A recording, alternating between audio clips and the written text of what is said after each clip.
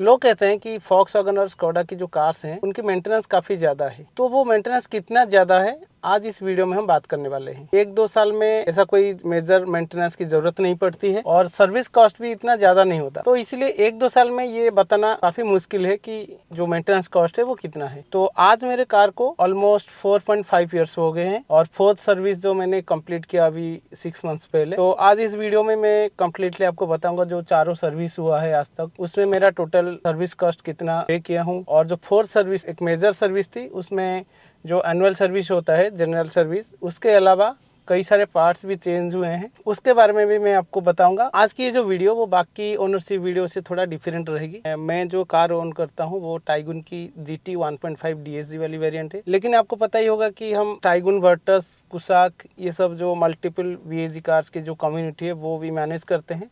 तो इसीलिए बाकी ओनर्स के अपडेट्स वगैरह भी हमारे पास रहते हैं। तो कभी कभी 1-to-1 डिस्कशन करके भी हम कुछ चीज़ें जानने की कोशिश करते हैं। वो चीज़ भी हम आपके साथ आज शेयर करने वाले हैं। पहले बात करते हैं सर्विस के बारे में। स्कोडा और फॉक्सवैगन की जो कार्स हैं, एवरी 15,000 किलोमीटर्स या फिर 1 ईयर जो पहले आती है उसमें एक बार सर्विस करना होता है। अगर आपकी ड्राइविंग बहुत ज़्यादा है तो इसमें आपको एक बेनिफिट मिल जाती है, क्योंकि बाकी ब्रांड्स 10,000 किलोमीटर्स में सर्विस करानी पड़ती है बाकी ब्रांड्स के जो कार्स हैं, लेकिन इस केस में आपको 15,000 के टाइम मिल जाती है। इसके अलावा फर्स्ट टाइम जब आप कार परचेज करते हैं आपको 1 मंथ या फिर 1,000 किलोमीटर में एक बेसिक इंस्पेक्शन मिलती है, 6 मंथ में या फिर 7,500 किलोमीटर में एक इंस्पेक्शन मिलती है। ये फ्री ऑफ कॉस्ट रहता है। ये चीज़ पहले फॉक्सवैगन प्रोवाइड करती थी, लेकिन अभी लास्ट 2-3 मंथ से स्कोडा भी ऑफर करने लगा है। टर्बो इंजन होने के कारण आपकी कार जब भी आप सर्विस करवाते हैं या फिर फर्स्ट टाइम डिलीवरी लेते हैं, उसके बाद जैसे ही आपका 7,000 या फिर 8,000 किलोमीटर क्रॉस करती है तो आपको एक इंजन ऑयल टॉपअप की वार्निंग आने लगती है। उस केस में आपको क्या करना होता है, 1 लीटर वाली एक, मतलब जो कि 600 या फिर 700 रुपीज़ की आती है, 1 लीटर वाली एक इंजन ऑयल आपको, आप अगर कर सकते हैं खुद से भी टॉपअप करा सकते हैं या फिर सर्विस सेंटर से करा सकते हैं। अभी बात करते हैं फर्स्ट सर्विस की, मतलब जो 15,000 किलोमीटर या फिर फर्स्ट ईयर में जो सर्विस होती है, उसमें आप कभी भी फॉक्सवैगन या फिर स्कोडा की जो वेबसाइट है उसमें जाके आप सर्विस कॉस्ट कैलकुलेटर करके एक लिंक है, वहाँ पे आप चेक कर सकते हैं कि उसमें क्या क्या इंक्लूड रहती है और उसकी आपका कॉस्ट कितनी रहेगी। तो सर्विस सेंटर वाले क्या करते हैं, कभी कभी अननेसेसरी चीज़ें उसमें ऐड ऑन कराने की कोशिश करते हैं ताकि आपको ज़्यादा पे करना पड़े, लेकिन अगर आप ऐसे देखेंगे तो आपको अप्रॉक्स 6,000 फर्स्ट सर्विस पड़ेगी, हो सकता है उससे कम पड़ेगी, क्योंकि फर्स्ट सर्विस जो होती है उसमें लेबर फ्री रहता है और लेबर चार्ज जो होती है वो 3,000 to 4,000 के बीच रहती है, तो उतना आपका सेव हो जाती है। तो कभी कभी किसी किसी का तो 5,000 में भी फर्स्ट सर्विस हो जाती है। तो ये डिपेंड करती है कि आपकी कौन सी वेरिएंट है। नॉर्मल जो engine oil change, drain plug, air filter, ये सब चीज़ें हर सर्विस में होती है। तो मैं आपको 200-300 ऐसे करके एक एक करके ऐड करके नहीं बताऊँगा। और जो 1.5 वेरिएंट जो होती है 1.5 वाली, उसमें 4.7 लीटर की इंजन ऑयल लगती है, और जो 1 लीटर वाली वेरिएंट है उसमें 4 लीटर की वेरिएंट, तो ज़्यादा डिफरेंस है नहीं। तो आप अगर ऐसे कैलकुलेट करेंगे आप, तो वही जैसे मैंने बताया 5,000 से 6-7,000 के बीच फर्स्ट सर्विस आएगी। कुछ चीज़ें होती है जैसे व्हील बैलेंसिंग हो गया, फिर व्हील अलाइनमेंट हो गया, ये सब चीज़ें आप बाहर से करा सकते हैं, और सेकेंड सर्विस में भी वही सारी चीज़ें इंक्लूड रहती है, प्लस लेबर चार्ज जो है वो चार्जेबल रहता है। इसीलिए आपकी जो सर्विस कॉस्ट है वो भी 7,000-8,000 इसी टाइप का हो सकती है। थर्ड सर्विस भी मैं मतलब बता रहा हूँ एवरेज उतना ही जाती है, लेकिन जो फोर्थ सर्विस होती है वो एक मेजर सर्विस रहती है। उसमें जो स्पार्क प्लग से वो रिप्लेस होती है और वी वेल्ट रिप्लेस होती है। ये जो वी वेल्ट है वो जनरली क्या है कि आपका जो अल्टरनेटर हो गया, AC कंप्रेसर हो गया, वाटर पंप हो गया, इनको रन करने के लिए जो बेल्ट यूज होता है ये वो बेल्ट है। और आपकी कार की रनिंग चाहे कितना भी हो, कम हो या ज़्यादा हो, वो फ़र्क नहीं पड़ता, क्योंकि जो रबर मटेरियल है तो ऑब्वियसली उसका टाइम के साथ साथ उसका रिप्लेसमेंट की ज़रूरत पड़ती है। और तब तक जब 4 साल आपकी गाड़ी चल जाती है तो उसमें कुछ वेयर एंड टियर पार्ट भी रिप्लेस करनी पड़ती है। जैसे कि मेरी थर्ड सर्विस में ही जो डिस्क ब्रेक की रोटर और पैड, ये दोनों रिप्लेस हुए थे। इनकी जो कॉस्ट है वो आप समझ लीजिए 7,000 ये हो गया, वो 15-16,000 के आसपास लग सकती है। थोड़ा प्राइस का डिफरेंस हो सकते हैं 1 लीटर 1.5 लीटर की वेरिएंट में। और सेकंड थिंग, जो कार में जो बैटरी आती है उसकी लाइफ भी वही 3 साल तक रहती है। कभी किसी किसी का हो सकता है ज़्यादा टाइम तक चल जाती है, मेरी 4 साल तक चली। उसके बाद भी मेरे को मेजर कोई प्रॉब्लम नहीं आई थी, लेकिन जब हेल्थ चेक कराया मैंने 4 सर्विस के टाइम, कभी प्रॉब्लम में ना फंसे फ्यूचर में, इसलिए बेटर होगा कि उसको रिप्लेस करा दें। तो बैटरी की जो कॉस्ट है वो आपको 8,000 से लेकर 11,000 तक पड़ सकती है। तो ये कॉस्ट आप इंक्लूड कर दीजिए सर्विस कॉस्ट के साथ, क्योंकि ये आपको करना ही है 3-4 साल के बाद। उसके साथ जैसे आपका वाइपर्स हो गए तो वो भी टाइम टू टाइम आपको रिप्लेस करने की ज़रूरत पड़ती है। अगर आपकी जो कार की जो ट्रांसमिशन है वो टॉर्क कन्वर्टर वाली है, मतलब 1 लीटर की जो ऑटोमेटिक वाली ट्रांसमिशन है, तो उस केस में आपकी एवरी 60,000 किलोमीटर या फिर 4 इयर्स में जो सर्विस होती है उसमें उसका जो ऑटोमेटिक ट्रांसमिशन फ्लूइड ATF बोलते हैं शॉर्ट फॉर्म में, तो वो रिप्लेस होती है। उसकी जो कॉस्ट है वो अप्रॉक्स 12,000 तक ही होती है। तो आप ये समझ लीजिए अगर बाकी जो वेरिएंट्स है उसमें अगर आपको 10,000 या फिर 8,000 तक पे करना होता है, इसमें आपका 20,000 तक पे करना होता है। इसी वाली वेरिएंट में आपकी सर्विस कॉस्ट थोड़ा बढ़ जाती है फोर्स सर्विस में। और जैसे कि आपको पता है कि DSG होता है वो ड्राई क्लच वाली ट्रांसमिशन, तो उसमें इस टाइप का कोई ऑयल चेंज करने की ज़रूरत नहीं पड़ती है। इसलिए आपने नोटिस किए होंगे जो 4 ईयर वाली जो सर्विस वैल्यू पैकेज होती है, 4 ईयर या फिर 5 ईयर्स वाली सर्विस वैल्यू पैकेज है, वो आपका 1 लीटर वाली जो वेरिएंट है ऑटोमेटिक ट्रांसमिशन वाली, उसकी सबसे ज़्यादा होती है, ना कि DSG वाली वेरिएंट में की। जो मेरे ब्रेक पैड वगैरह जो रिप्लेस हुए थे वो 30,000 के आसपास में ही या फिर उससे पहले ही रिप्लेस हो गए थे। तो मेरे को लगता है कहीं ना कहीं इनकी जो क्वालिटी है वो थोड़ा इन्फीरियर है, मतलब इतनी जल्दी रिप्लेस करने की जरूरत नहीं पड़नी चाहिए। और जैसे मैंने बैटरी की बात अभी कर रहा था, बैटरी अगर आप बाहर से रिप्लेस कराते हैं तो आपको हो सकता है आपको 6-7 हज़ार में ही हो जाए आपका काम। लेकिन VW स्कोडा ये बोलते हैं कि अगर आप बाहर से बैटरी रिप्लेस कराते हैं तो आपकी कार की वारंटी वॉइड हो जाएगी। इसमें कुछ सॉफ्टवेयर कोडिंग की भी ज़रूरत पड़ती है सो दैट कि आपकी जो इलेक्ट्रिकल कंपोनेंट्स है वो ठीक से काम करे। इसके अलावा हमारी जो कार्स हैं VW स्कोडा की वो आती है engine idle auto start stop system के साथ, उसके लिए एक अलग कैटेगरी की बैटरी चाहिए, तो आपको उसी कैटेगरी की बैटरी आपको रिप्लेस करवाना होता है। प्लस वो उस चीज़ की जो फंक्शनलिटी सही से काम करने के लिए कोडिंग की ज़रूरत पड़ती है। तो इस केस में क्या होती है, आपको सर्विस सेंटर से जब आप रिप्लेस कराते हैं आप अननेसेसरी आपको 4-5 हज़ार एक्स्ट्रा पे करना पड़ता है। और कुछ छोटी छोटी चीज़ें हैं, जैसे मैंने बताया कि व्हील अलाइनमेंट या फिर व्हील बैलेंसिंग के साथ साथ जैसे विंडशील्ड वॉशर की जो फ्लूइड होता है वो आप खुद से अमेजोन से परचेज करके उसको रिफ़िल करा सकते हैं। और जो कार की जो की बैटरी है वो भी 50 रुपीज़ में आती है, आप खुद रिप्लेस करा लेंगे तो आपका पैसा कुछ बच जाएगा, क्योंकि सर्विस सेंटर वाले 300 to 400 विद GST इस टाइप का कुछ चार्ज करते हैं। और जैसे वाइपर की बात मैंने करी, तो वाइपर जनरली अगर आपकी रिप्लेसमेंट की ज़रूरत पड़ रही है तो बेटर होगा कि आप फ्रेमलेस जो वाइपर ब्लेड है वो आप परचेज करके यूज कर सकते हैं। उसकी क्वालिटी भी बेटर रहती है और कॉस्ट भी कम रहती है। 1 लीटर वाली जो वेरिएंट है उसमें हो सकता है आपकी जो बैटरी की कॉस्ट और जो ब्रेक पैड वगैरह की जो कॉस्ट है वो आपको हो सकता है थोड़ा कम पड़ सकती है।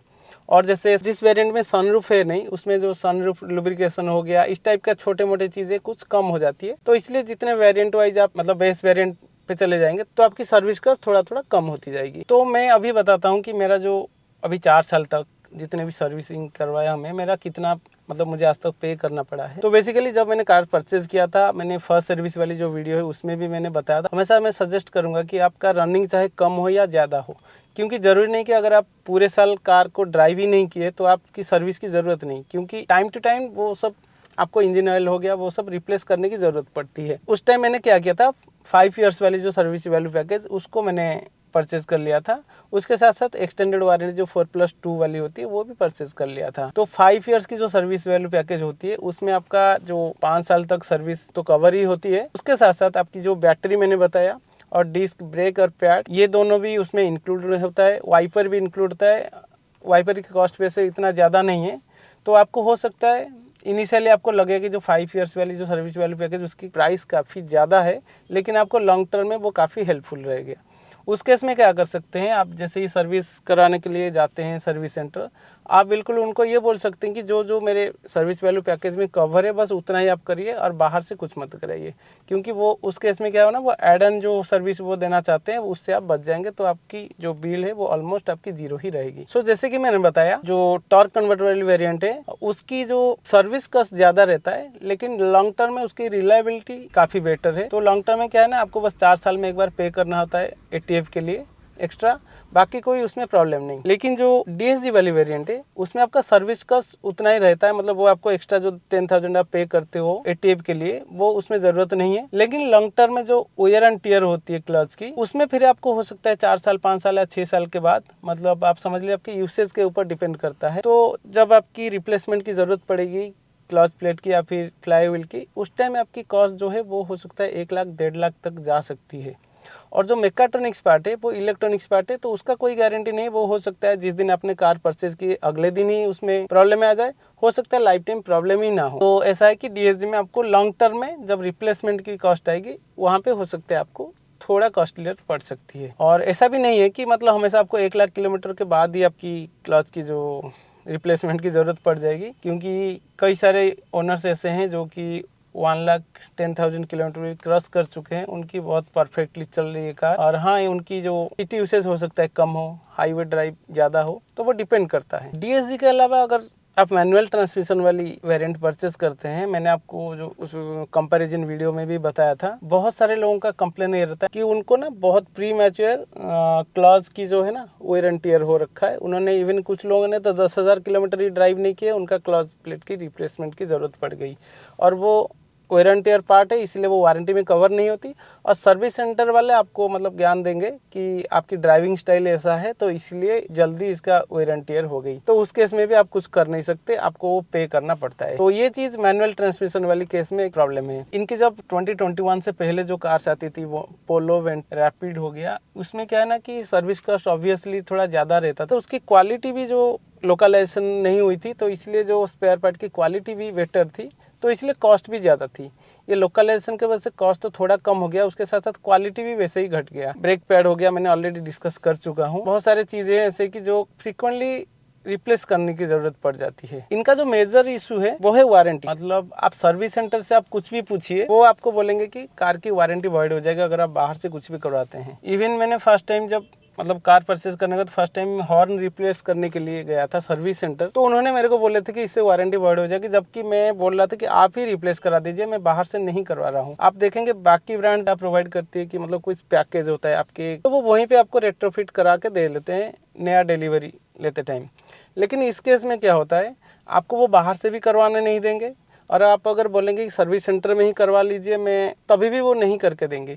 जैसे कि आपको पता होगा, पहले जो GT वेरिएंट आती थी टाइगुन में, उसमें वेंटिलेटेड सीट्स नहीं होते थे। अगर मैं आज की डेट में बोलूँगा तो आप वेंटिलेटेड सीट लगवा दीजिए, वो नहीं कराएंगे।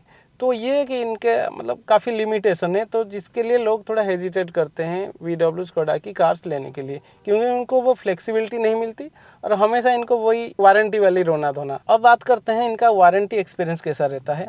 देखिए, मैं 4 साल में वैसे मेजर वारंटी कोई क्लेम नहीं किया हूँ। जो मेरा ऑटोमेटिक इंजन आइडल जो स्टार्ट स्टॉप फीचर वाली होती है, वो फीचर बंद हो गई थी, तो उन्होंने कुछ सेंसर चेंज करवाए थे, वो इजीली हो गई थी, कोई इशू नहीं। उसके बाद जो DRL है, वो आपने देखे होंगे, खाली VW स्कोडा नहीं, बाकी ब्रांड्स के कार में भी जो DRL वो कुछ दिनों में येलो इशू हो जाती है। तो ये चीज़ आप फ्रीक्वेंटली देखे होंगे, बहुत सारे गाड़ियों में है। तो ये भी मेरा बहुत इजीली रिप्लेस हो गया था। और एक अच्छा चीज़ ये कि सेम डे में रिप्लेसमेंट हो गया था। ऐसा नहीं कि उन्होंने बोले कि आपको 15 दिन वेट करना पड़ेगा, 15 दिन के बाद आएगी, इस टाइप का नहीं है। तो उसमें खाली उनको ये चेक करना पड़ा था कि अगर फिजिकल डैमेज कुछ नहीं होना चाहिए आपके जो हेडलाइट में, क्योंकि वो DRL के साथ जो हेडलैम्प की जो कंप्लीट सेट है वो रिप्लेस हुआ था। बस ये है कि आपका अगर सिंगल साइड में इशू होगा तो सिंगल साइड वाला ही वो रिप्लेस कराएंगे, दोनों साइड नहीं कराएंगे। रिप्लेसमेंट कराते टाइम, वारंटी क्लेम करते टाइम, वो जो वीडियो बनाएंगे उस वीडियो में आना चाहिए वो येलो कलर। ये हो गया मेरी कार की जो वारंटी एक्सपीरियंस की बात। इसके साथ साथ मैं देखा हूँ जो हमारे कम्युनिटीज में कि AC के साथ काफ़ी प्रॉब्लम हुआ है। 1 लीटर वाली जो वेरिएंट है उसमें आज भी AC की प्रॉब्लम है। मतलब उन्होंने क्या किया ना, अगस्त 24 के बाद कोडिंग के थ्रू थोड़ा AC का एनहांसमेंट करा दिए हैं, लेकिन आप उसको कंपेयर नहीं कर सकते। मतलब 1 लीटर वाली जो आप क्विड हो गया या फिर मारुति की कार्स हैं, उसके साथ भी कंपेयर नहीं कर सकते। काफ़ी इसका जो इफेक्ट है काफ़ी लो है। और क्या होता है कि जो हीटर काम करना बंद कर लेती है या फिर AC से गर्म हवा आने लगती है लो करने के बाद भी, तो इसी टाइप का इशू मैं बहुत फ्रिक्वेंटली देखा हूँ, बहुत लोगों के साथ हुआ है। और जो मेजर इशू है वो EPC करके है। आपको अगर नहीं पता है EPC इशू क्या होता है, वैसे EPC का फुल फॉर्म है इलेक्ट्रॉनिक्स पावर कंट्रोल, लेकिन उसके फुल फॉर्म को लेकर हमको कुछ करना नहीं है। वो जनरली बहुत सारे रीजन हो सकता है इस इशू के लिए, लेकिन जो VW स्कोडा में जो EPC इशू आती है वो मेजरली फ्यूल के वजह से आती है या फिर फ्यूल फॉर्म के वजह से। 2021 में जितने भी कुशाक्स लॉन्च हुई थी उसमें बहुत सारे कार अफेक्टेड थे। उसके बाद उन्होंने क्या किया, जो फ्यूल पंप है उसको थोड़ा चेंज करके इम्प्रूव्ड फ्यूल पंप देने लगे। उसके बाद वो इशू काफ़ी हद तक सॉल्व हो गई है, लेकिन स्पेसिफिक कुछ जगह पे जैसे पंजाब में बहुत सारे लोगों के साथ ये इशू हो रही है। और स्पेसिफिक पंजाब में हो रही है मतलब ऑब्वियसली वो फ्यूल को ही लेके हो सकती है। और लोगों ने मतलब कई कई बार सर्विस सेंटर के चक्कर लगाए हैं। ऐसा नहीं कि सर्विस सेंटर हेल्प नहीं कर रहे हैं, लेकिन क्या है ना, आपको अगर 1 मंथ में अगर आपको 2 बार रिपेयर करने के बाद भी तीसरी बार की नेक्स्ट मंथ जाना पड़ रहा है सर्विस सेंटर, वो फिर थोड़ा प्रॉब्लमेटिक हो जाती है। तो आपकी जो कार की जो ऑन करने की एक्सपीरियंस है वो काफ़ी ख़राब हो जाती है। तो इस केस में VW स्कोडा को थोड़ा इम्प्रूवमेंट करने की बहुत ज़रूरत है। कुछ कुछ केस में ऐसा हुआ है कि मतलब EPC इशू आ गया है, वो हो सकता है आधा 1 घंटे के बाद चला गया, तो उस केस में वरीड होने की ज़रूरत नहीं। लेकिन अगर वो परमानेंटली रहता है तो और आपको पावर लैग भी फील होने लगता है, तो फिर आपको वो सर्विस सेंटर से ही फिक्स कराना पड़ेगा। हो सकता है आपका इंजेक्टर वगैरह ही चेंज होगा। हाँ, वारंटी में ये सब कवर है, तो इसलिए एक अच्छी चीज़ है। और एक इशू जिसके लिए इनको काम करना है वो हो गया जो डैशबोर्ड रैटलिंग नॉइज। मतलब इतने साल के बाद अभी काइलैक भी आने लगी है, फिर भी लोग कंप्लेन करते हैं वही रैटलिंग नॉइज के बारे में। टॉर्क कन्वर्टर वाली जो वेरिएंट है 1 लीटर ऑटोमेटिक, उसमें ब्रेक नॉइज आज भी आ रही है, और उसको अगर आप सर्विस सेंटर लेके जाएंगे वो आपको ऑपरेशनल नॉइज बोल के बता देंगे कि ये नॉर्मल है। मेरा जो सजेशन है, अगर आप फीचर्स को थोड़ा कंप्रोमाइज करके, अगर आपको ड्राइविंग करना पसंद है, ड्राइविंग डायनामिक्स, सेफ्टी, इसके ऊपर आप ज्यादा प्रायोरिटी दे रही है, सर्विस कॉस्ट जो है वो थोड़ा सा आपको ज्यादा लग सकती है, तो आप उस केस में VW स्कोडा की कार ले सकते हैं। और उसके साथ साथ मैं हमेशा सजेस्ट करूंगा, पहले भी करता था, 5 ईयर्स वाली जो सर्विस वैल्यू पैकेज है वो आप ले लीजिए। 4+2 ईयर्स की एक्सटेंडेड वारंटी ले लीजिए, और जो 4 ईयर्स की जो वारंटी होती है स्टैंडर्ड वारंटी, उसके साथ साथ रोड साइड असिस्टेंस भी आती है सर्विस, और प्लस आप जो इंश्योरेंस भी जब रिन्यू कराते हैं 200 to 300 रुपीज एक्स्ट्रा पे करके रोड साइड असिस्टेंस का जो एड ऑन सर्विस है वो भी ले लीजिए। उससे क्या होगा कि आपको, आपके पास हमेशा दो ऑप्शन रहेगी। आप VW स्कोडा जो कंपनी वाली जो सर्विस रोड साइड असिस्टेंट, उसको भी कॉल कर सकते हैं, साइड बाय साइड आप इंश्योरेंस वाली जो RS है उसको भी कॉल करा सकते हैं। और जैसे कि अगर फर्स्ट टाइम आप टर्बो कार ओन कर रहे हैं, तो उस केस में आप 2-3 घंटा या फिर हार्डली 1 दिन स्पेंड कीजिए। अगर आप 15 to 20 लाख स्पेंड करके कार परचेस कर रहे हैं, टर्बो कार की जो टर्बो इंजन की जो लाइफ, वो कैसे फिर ज़्यादा उसकी लाइफ बढ़ेगी। और DSG कार अगर आप परचेज कर रहे हैं, DSG ट्रांसमिशन वाली, ऑब्वियसली आप थोड़ा एंथुजियास्ट हैं इसीलिए DSG वाली ऑप्शन चूज कर रहे हैं, उसमें भी आप 1-2 घंटा देके अगर 2-4 वीडियो भी देख लेंगे, आपको पता चल जाएगा कि DSG हो गया या फिर टर्बो हो गया, उसकी लाइफ कैसे बढ़ेगी। अगर आप कार परचेज करते टाइम अगर 2 ईयर्स वाली सर्विस वैल्यू पैकेज लेते हैं, फिर आप उसको अपग्रेड करके 4 ईयर्स या फिर 5 ईयर्स वाली सर्विस पैकेज नहीं ले सकते। इवन 4 ईयर्स को भी 5 ईयर्स वाले में अपग्रेड नहीं कर सकते। तो इसलिए आइदर आपको 5 ईयर्स वाली सर्विस वैल्यू पैकेज लेनी पड़ेगी, या तो 2 ईयर्स में आपके, मतलब 2 ईयर्स वाले इंटरवल में आपको 2-2 साल की सर्विस वैल्यू पैकेज लेनी पड़ेगी। और उसमें आपको ये जो बैटरी, वाइपर, ये ब्रेक डिस्क पैड वगैरह ये मैंने बताई, ये सब उसमें कवर नहीं होती। और एक सजेशन मैं दूंगा, अगर आपकी ड्राइविंग जो है वो बम्पर टू बम्पर ट्रैफिक में ज्यादातर रहती है, तो बेटर है आप जब भी कार की इंजन स्टार्ट करें, जो इंजन आइडल ऑटो स्टार्ट वाली जो बटन है उसको आप ऑफ कर दीजिए, कि आपकी जो फ्रीक्वेंट इंजन ऑन ऑफ होती है उसमें आपकी पेट्रोल तो सेव नहीं होगी, उससे ज़्यादा आपकी जो स्टार्टर मोटर हो गया या फिर बाकी जो कंपोनेंट्स है वो खराब हो जाएंगी, और लॉन्ग टर्म में वो आपके जेब से जाने वाला है। और आपकी जो कार की सर्विसिंग है वो भी हमेशा टाइमली करना चाहिए, सो दैट आपकी जो वारंटी, कार की वारंटी, वो भी वैलिड रहेगी। 4 ईयर 6 मंथ्स की ओनरशिप के बाद मैं ये कहूँगा कि आज भी मेरे को जो कार मैंने Day 1 में लिया था, अभी मेरे को वैसा ही लग रही है। ऐसा कुछ है नहीं कि मतलब पुराना हो गया, जैसे बाकी ब्रांड्स होती है कि टाइम के साथ साथ काफ़ी पुरानी लगती है चलाने में या फिर बाकी चीज़ों में। पेंट क्वालिटी इनका आज भी वैसा ही है। जैसे अगर मैं नॉर्मल कार वॉश कर लेता हूँ तो मेरे को जैसे Day 1 में जैसा नया था उसी टाइप का लगता है। वो चीज़ है कि इनका एक अच्छा चीज़ है। और बस ये अभी जो E20 की पेट्रोल आने लगा है, उसके वजह से मेरे को थोड़ा पावर में थोड़ा लैग फील होने लगता है। आज की डेट में भी जो कार की जो हाई स्पीड स्टेबिलिटी हो गया, ड्राइविंग डायनामिक्स, एवरीथिंग सब कुछ मुझे बहुत अच्छा लगता है। तो एज यूजुअल, जैसे कि सबको पता है कि आप भी जानना चाहेंगे कि कार की माइलेज अभी कितने हैं, कि सिटी के अंदर 10 to 12, 13 तक की भी आ जाती है, और समर में थोड़ा कम हो जाती है, क्योंकि जो AC का लोड है वो काफ़ी ज़्यादा रहती है, क्योंकि यहाँ पे 45 to 48 डिग्री तक टेम्परेचर रहती है दिल्ली NCR में। बाकी जो टाइम रहता है उसमें मेरा 15 तक भी कभी कभी माइलेज दे देती है। हाईवे में आपके एवरेज स्पीड के ऊपर कम्प्लीटली डिपेंड करता है। अगर आप 100 या फिर उससे कम स्पीड में ड्राइव करते हैं तो हो सकता है आपकी कार की जो माइलेज वो 20 तक आ जाए। लेकिन अगर आप 120 या फिर उससे ज़्यादा ड्राइव करते हैं स्पीड से, कार की माइलेज 13 तक भी आ सकती है, लेकिन वो मोस्ट प्रोबेबली 15 तक ही रहेगी, 15-16 तक। तो आपकी ड्राइविंग स्टाइल के ऊपर ही डिपेंड करता है सब कुछ। तो मुझे लगता है कि मैं बहुत सारी चीज़ कवर कर लिया, तो आपको थोड़ा बहुत आइडिया आ गई होगी कि 4 साल 5 साल तक अगर आप कार ओन करते हैं तो आपकी जो सर्विस कॉस्ट हो गया या फिर मेंटेनेंस कॉस्ट कितना हो सकती है। उसके बाद धीरे धीरे जैसे ही वेयर एंड टियर बढ़ती है, गाड़ी पुरानी होती है, हो सकता है उस हिसाब से आपकी मेंटेनेंस थोड़ा बढ़ जाए। अगर आपको वीडियो अच्छी लगी तो वीडियो को लाइक कर दीजिए और हमारे चैनल को सब्सक्राइब कर लीजिए। फिर मिलते हैं और एक वीडियो के साथ, तब तक के लिए बाय, टेक केयर।